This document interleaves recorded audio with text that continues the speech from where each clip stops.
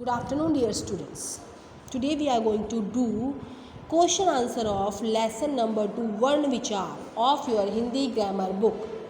First question is स्वर और व्यंजन में क्या अंतर होता है। मतलब स्वर और व्यंजन जो है उनके बीच में हमें अंतर बताना है।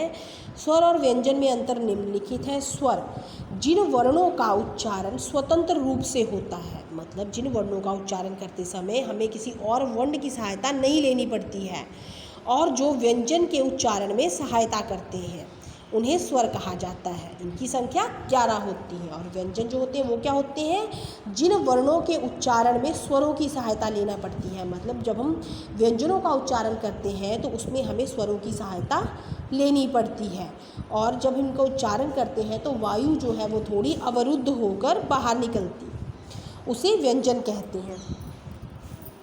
हिंदी में कुल 39 व्यंजन हैं। तो क्या डिफरेंस है इसमें, जो व्यंजन स्वर हैं वो 11 हैं और व्यंजन 39 है। दूसरा प्रश्न है ह्रस्व स्वर और दीर्घ स्वर में क्या अंतर है। ह्रस्व स्वर और दीर्घ स्वर अंतर बताना है। ह्रस्व स्वर के उच्चारण में सबसे कम समय लगता है। जो ह्रस्व स्वर होते हैं उनके उच्चारण में सबसे कम समय लगता है, लेकिन जो दीर्घ स्वर होते हैं उनके उच्चारण में ह्रस्व स्वर से दुगुना समय लगता है, मतलब डबल टाइम लगता है। ह्रस्व स्वरों की संख्या 4 होती है और दीर्घ स्वरों की संख्या 7 होती है। ये उदाहरण देखिए अ, ई, उ, र। दीर्घ स्वर के उदाहरण देखिए आ, ई, उ, ए, ओ, औ।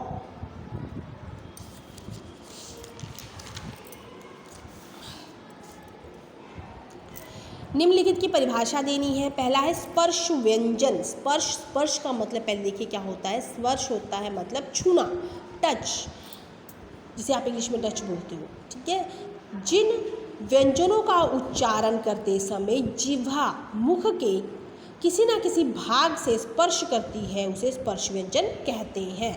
मतलब जब हम इन व्यंजनों का उच्चारण करते हैं तो जो हमारी जीभ होती है वो मुख के किसी न किसी भाग को छूती है, तो ऐसे व्यंजनों को स्पर्श व्यंजन कहते हैं। अल्प प्राण, अल्प का मतलब होता है कम, प्राण मीन्स वायु।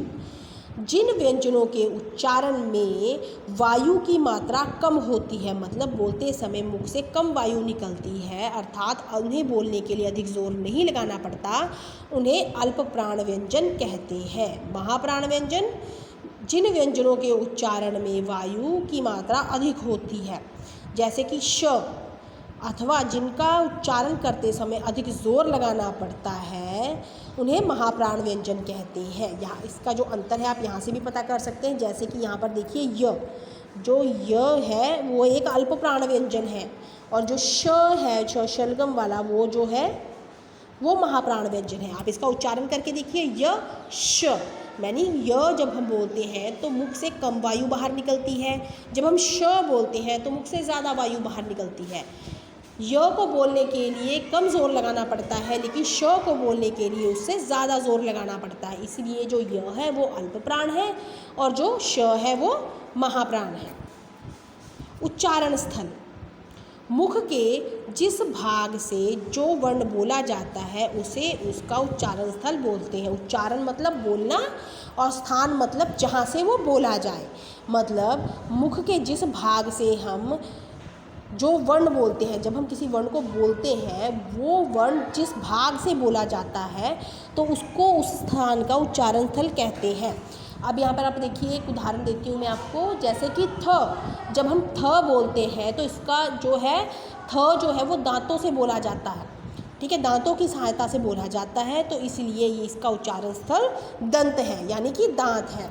नेक्स्ट क्वेश्चन है हिंदी वर्णमाला में कौन सा ऐसा वर्ण है जिसका प्रयोग विविध रूपों में होता है। मतलब ऐसा वर्ण हिंदी भाषा का जिसका जो प्रयोग है वो अलग अलग रूपों में किया जाता है। तो जो हिंदी वर्णमाला है उसमें सिर्फ एक ही ऐसा वर्ण है र,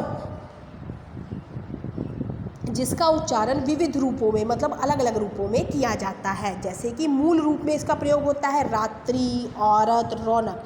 यहाँ पर इसका मूल रूप प्रयोग ये देखिए र, औरत में र, रौनक में र। पदेन के रूप में जैसे कि क्रम, क के पैर में देखिए क्रम, क्रम, ग्रह, प्रचार, मतलब क के पैर में र का प्रयोग किया गया है।